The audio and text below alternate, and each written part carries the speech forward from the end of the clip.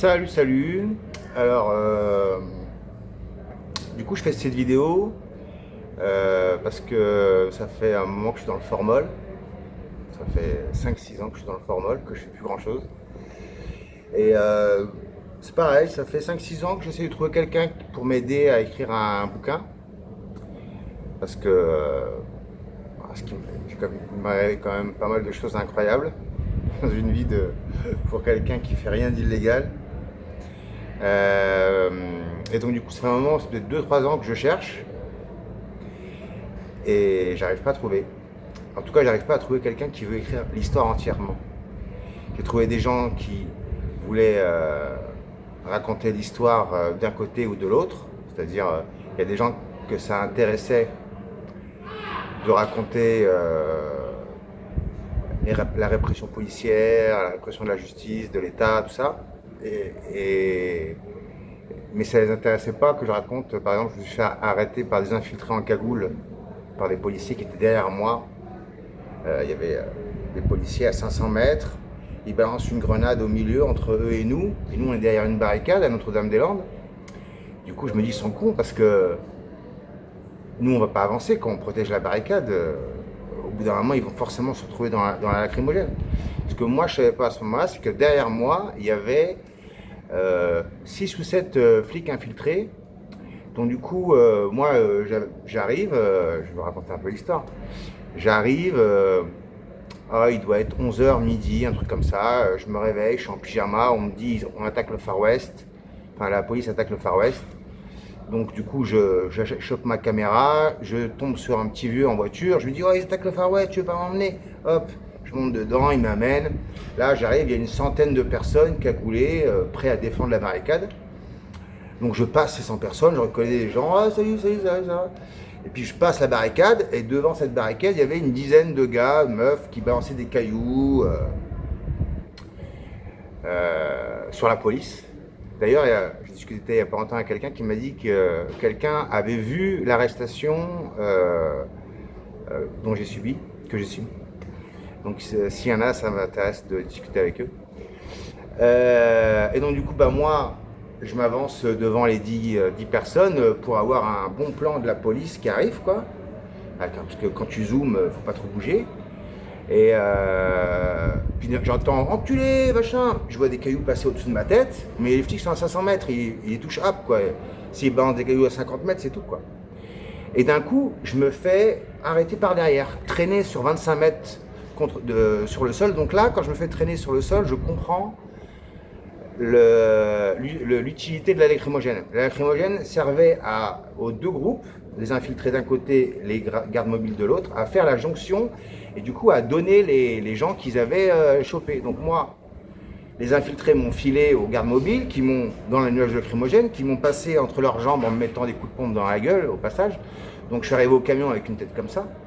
Ils m'ont foutu face contre terre, là où ils me mettent leurs pieds en fait. Et là, il y a deux policiers qui sont assis sur le siège et qui ont mis leurs pieds sur moi.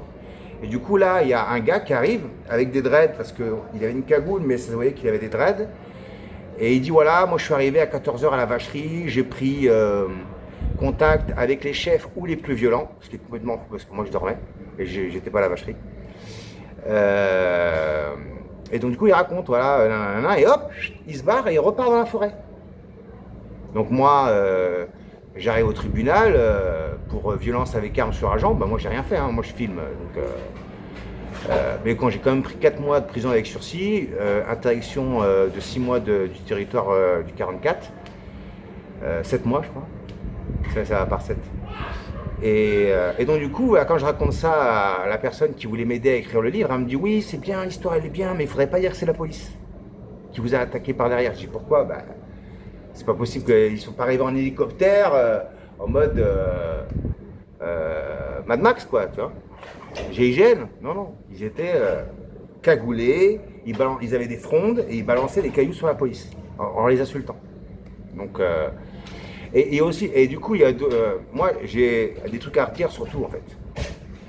Sur la police, l'État, la justice, mais aussi sur le militantisme, la façon qu'on a de s'organiser, qui, entre parenthèses, elle est tellement grillée, cette organisation, qu'on dirait que c'est des flics qui ont organisé le truc, quoi. Et tout le monde a des faux noms, se balade en cagoule, surtout quand on parle de trucs sérieux ou quand on fait des trucs illégaux. Et personne ne sait qui est qui, réellement. Il n'y a pas d'idéologie. Genre, pas de communistes, d'anarchistes. Genre, on a pété les groupes. Ça n'existe plus les groupes idéologiques politiques. Maintenant, on fonctionne avec des sous-groupes féministes, sexisme, homophobie, écologistes, tout ça. Alors que normalement, dans les groupes, anarchistes, communistes, libertaires, tout ça, il y a des groupes, et puis dedans, il y a des sous-groupes. Et du coup, tous les groupes travaillent ensemble, et tous les sous-groupes travaillent ensemble. C'est-à-dire que anarchistes, communistes, libertaires, tout ça, ils ont tous une section homophobie. Et donc du coup tout le monde pourrait travailler ensemble contre l'homophobie. Au lieu de se dire non, c'est l'homophobie qui est le plus important, non, c'est le climat qui est le plus important, non, il faut arrêter de manger des animaux. Ça, c'est... Au niveau organisation, c'est pourri. Je reviendrai, je ne vais pas faire une vidéo trop longue, je reviendrai sur l'organisation et ce que j'ai trouvé pas bien dans la lutte. Parce que du coup, je vais vous raconter mon histoire, en partant du début. Et après, s'il y a des gens que ça intéresse de m'aider à écrire ce livre, qui pourrait être pas mal, hein, parce que je veux pas écrire un livre sur Fred, qui raconte Fred, quoi. Ça m'intéresse pas. Ce qui m'intéresse, vu que moi je suis anarchiste, c'est de faire un livre utile pour les anarchistes d'aujourd'hui ou de demain, contemporains ou futurs. En racontant mes 12 ans d'expérience sur la route, parce que j'ai fait 12 ans un peu partout, Notre-Dame-des-Landes, Sivins, Endegelen en Allemagne, Ambart Forest en Allemagne, j'ai fait une marche de 800 km, Bayonne-Paris, j'ai fait une marche de 1000 km, Vienne en Autriche, Zagreb. Ouais, la marche faisait Berlin-Alep, mais moi, vu que j'avais un procès pour la loi travail, que je m'étais fait arrêter pour violence avec carence sur agent alors que j'ai rien fait, et que j'étais reconnu coupable et que j'ai pris 7 mois de prison ferme, du coup là, j'ai fait appel et je suis parti, j'ai rejoint la marche en Autriche. Et je me suis arrêté en Croatie. Après, du coup, je suis parti en Grèce. Enfin, d'abord, j'ai été en République tchèque. Non, d'abord, j'ai été en Serbie. Après, j'ai été en Grèce, où j'ai vécu 1 an dans le quartier anarchiste d'Exarchia, où, avec d'autres, on a créé un squat anarchiste international qui s'appelle la Rosa del Foc. Donc voilà. Et en fait, du coup, moi, ce que je voudrais, c'est mettre en perspective mon parcours et toutes les luttes dans lesquelles j'ai participé. C'est-à-dire expliquer qu'est-ce qui était illégitime ou illégal à Notre-Dame-des-Landes. Expliquer qu'est-ce qui était illégitime ou illégal à Sivins. Expliquer pourquoi c'est une hérésie de raser des villes en Allemagne pour aller chercher du charbon. Voilà. Ce qui m'intéresse, c'est de mettre un coup d'œil dans le rétro pour que dans le futur, on ne puisse pas permettre à l'État de criminaliser nos luttes. C'est-à-dire qu'aujourd'hui, s'ils n'ont pas remis un coup d'œil dans le rétro pour dire bah, attends, Notre-Dame-des-Landes, c'est vrai que l'aéroport, qu'on a vu ce qui s'est passé derrière le Covid, tout ça, il n'était pas vraiment utile.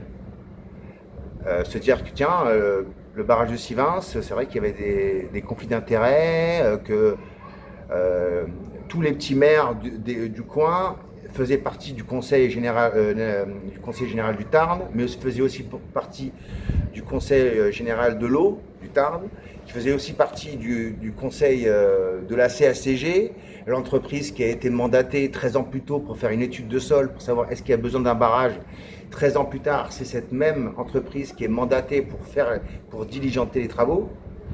Enfin, voilà, j'aimerais qu'à plusieurs, parce que c'est un truc qui se fait à plusieurs, on arrive à écrire un livre qui raconte toute cette histoire, toutes ces histoires, pour expliquer que c'est systématique, c'est une volonté étatique, que c'est pas juste un tel ou un tel qui ont déconné, que c'est c'est tout un système.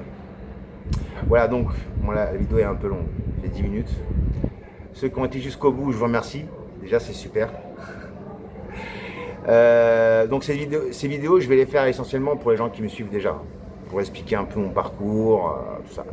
Donc là, je ferai la prochaine, peut-être la semaine prochaine, peut-être demain, je sais pas, on verra, suivant le succès qu'a la première. Et sinon, un dernier truc, là, dans quelques jours, je pars pour le Tour de France de la solidarité. Donc si vous voulez me suivre, vous allez sur Tour de France de la solidarité. C'est des chiens en photo. Et vous pouvez me suivre ou me rejoindre. Voilà, je crois que j'ai tout dit. Hein. Tchuss.